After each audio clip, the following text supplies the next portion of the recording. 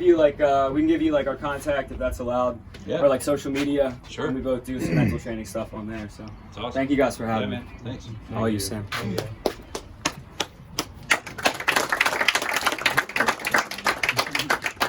Appreciate you guys having us out here. Just 5 minutes of your attention, okay? Show of hands. How many seniors do we have here? Good number. Yeah. Juniors? Sophomores? Any freshmen? Freshmen. All right, quick background about myself. So, obviously played at CD, played at Mount St. Mary's. Mount St. Mary's is a part of my past, but that's not a part I identify with very much. I don't know if you've ever seen their record. They're not very good. And I actually come to you guys humbly from a lot of the failures that my coaches at the high school and collegiate level failed to teach me. So, played at small Division I school. Had my journeys, my ups and downs, so on and so forth. Always had the goal, always had the vision of playing professionally. Who here has the goal of playing professionally? Anybody? Everybody's Few guys? Okay. Ultimate goal, right? Beautiful goal, a great thing to strive for. But the thing is, I come to you not as a professional player, I come to you as someone that was on that path and didn't accomplish what I set out to accomplish. So I know a lot of the trials, I know a lot of the things that you guys are going through. And over the past 5 or 6 years, I've given lessons, I've worked with thousands and thousands of guys, giving lessons, camps, teams, so on and so forth. And it was really through discovering that my childhood mentor, right, my childhood idol, was guiding me towards his dream, okay? The person I worked for. I was fortunate enough to grow up and work for my childhood idol, right? But he was guiding me towards his dream, and it wasn't until I realized that I'm the one that needs to take responsibility. I'm the one that is the captain of my own ship. And that's a huge burden for you guys. If you can learn to release, if you guys can take, it's like running up a hill with a huge boulder on your back, right? Trying to live for somebody else. Trying to fulfill somebody else's dreams, right? For trying to, play for your parents or trying to play for your coaches and not actually coming from your own heart. That's a huge burden to release. I've gone on to start my own businesses. Some have had success, some have had failures. And over this past year, I had the great privilege of meeting a gentleman by the name of Dr. Wyatt Woodsmall. And none of you know who Dr. Wyatt Woodsmall is, and I don't expect you to. But the best way I can describe Dr. Wyatt Woodsmall is he's like the Obi-Wan Kenobi of real life. As far as understanding how the mind works, understanding how we process things, understanding how our body and our mind is connected. And since meeting Dr. Wyatt Woodsmall, I've had the privilege and the opportunity to work with some guys, some professional guys, hockey players, some guys training for the Olympics, some Taekwondo fighters, working with athletes in 6 different countries. So I've had the privilege of working with guys on the mental side of it. And my goal, my hope in this short time today that we have is just to help guide you guys a little bit closer to where you guys want to go. Because think about this for a second. If you had 2 hours, right? Imagine you had 2 hours to prepare, and you could go back 3 years and guide yourself. How valuable would that be? If you could take 2 hours, write all of the notes you want, and go back 3 years ago and talk to yourself and say, hey, this is what you need to do, this is what you don't need to do, that would be really valuable, right? I'm here to tell you today, I'm you, not 3 years ago. I'm you 12, 13, 14 years ahead. Maybe we don't have the same exact goals, but I've been in your shoes. I know some of the struggles that you guys have gone through. So I want to get a quick show of hands. How many of you guys think that this beautiful game of baseball is 25% more or mental? How much of your success is mental? 25% or more? 50% or more? 75% or more? If you just look around, every single one of your teammates has their hand up. You guys can put your hands down, right? That's such a critical part, but too often we just let it go to chance. I want you to do me a favor real quick, okay? Just cross your arms, just put yourself in kind of a, a negative position, a pissed off position. Maybe you call it the manager position, right? That's me. Now cross your arms the other way. Cross your other arm on top. Feels weird, feels really awkward, doesn't it? See, what happens with our mental side of the game is we fall into these habitual patterns and we don't even realize it, like crossing our arms.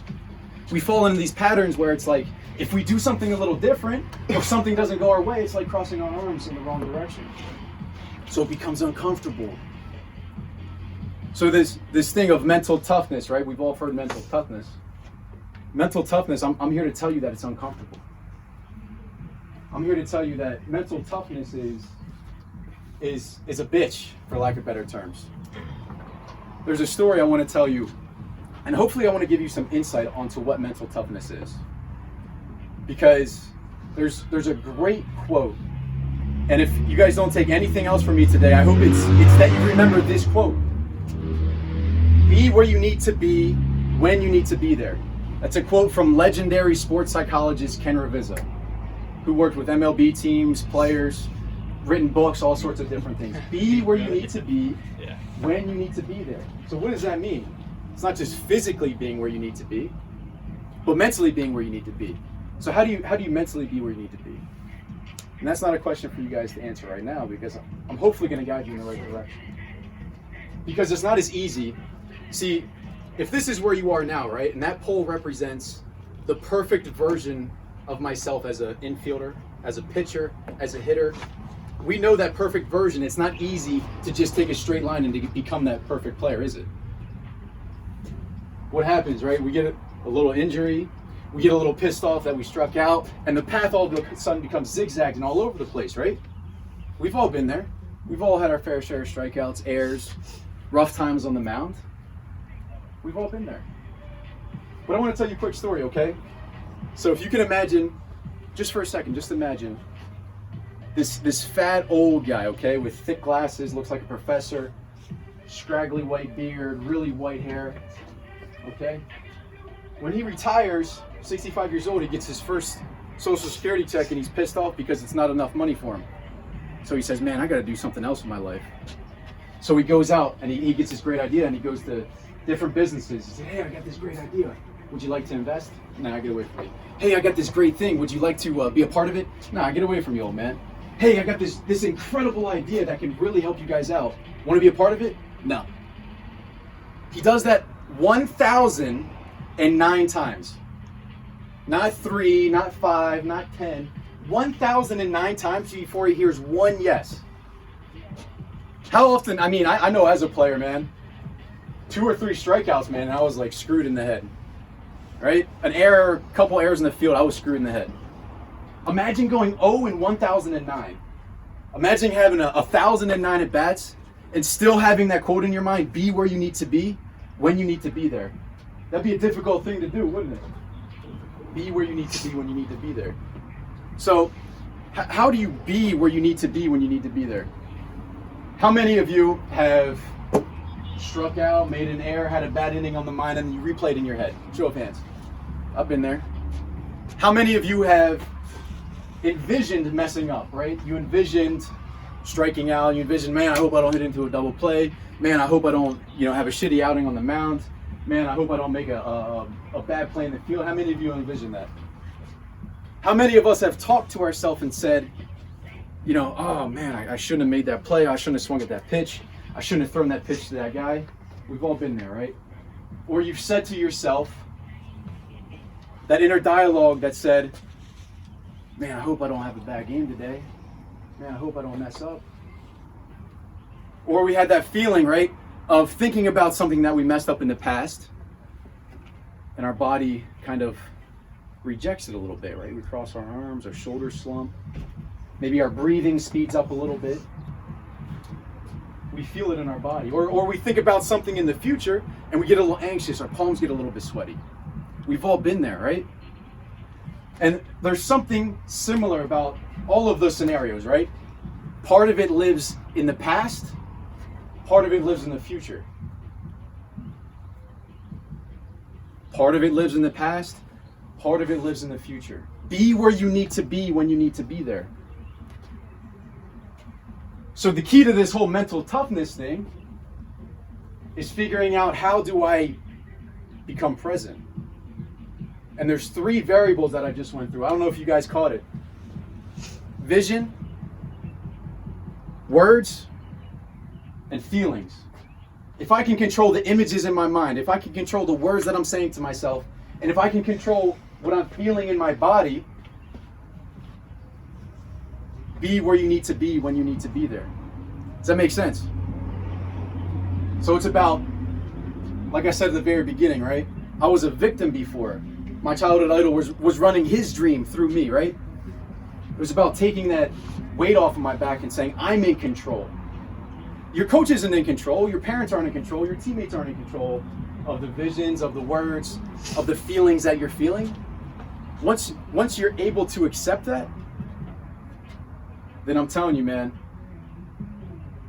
instead of being this guy that veers all the way out here, that's your ideal self, and you get so far off track, you feel lost at times. I've been there. It's all of a sudden you can course correct a lot quicker. And you can actually meet this person. You can actually understand and realize who they are. So I know you guys want to get home, and I appreciate you guys having me out here. Are you guys able to go through an exercise real quick? 30 seconds. Yeah? Yeah. Okay. I'm going to ask you, close your eyes. I promise no one's going to mess with you. No one's going to do anything to you. I know there's always that one guy on the team that likes to mess with people, right? At least one guy. Close your eyes for a second, okay? Now just imagine for 1 minute, okay? You come out to this beautiful turf field. You see your teammates. You guys are warming up. You're stretching. You're throwing. You see all your teammates. You see your coaches. And on this one particular day, you come out and you see someone that you've never seen before. You see their back. You see the back of their head. And they turn around and you realize it's you. But it's not you today. It's you 6 months from now. It's you 1 year from now. And you have the opportunity just for a couple minutes to talk to your future self, to ask them, hey man, what did you do to become this player? What did you do to become a great hitter? What did you do to become a great fielder? What did you do to become a great pitcher? You can ask them any question you want, and they answer it perfectly. And you can open your eyes for a second, okay? Once you talk to that future self, it's not about goal setting. I'm not saying goals aren't important. But what that exercise is about, talking to your future self, it's about decision making. So when you strike out and you get pissed off, or you have a bad inning and you get pissed off, or you make an error and you get pissed off, what would my future self do? What would the ideal version of myself do? Would they sulk about it and get pissed off and let it take away from the rest of the game? Or would my future self take control and say, okay, man, I'm in control of this thing. I'm not saying don't be pissed off. You watch a major league game, you watch a professional game, those guys get pissed. They get frustrated. But they're able to bounce back quickly. They're able to get back to it quickly. Because 162 game schedule, you don't have the opportunity to sulk for days. You don't have the opportunity to sulk for even a couple of games because your ass is going back to free agency if you're not signed for a long-term contract. So the exercise, meeting your future self, is about decision making. How would the ideal version of myself act? What would they do in this particular situation? Appreciate you guys having me out here. I wish you guys nothing but the best in districts. Thank you. Thank you. Appreciate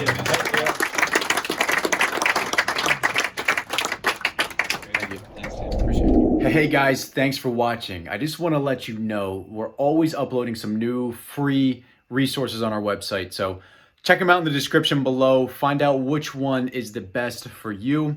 And I hope to see you soon.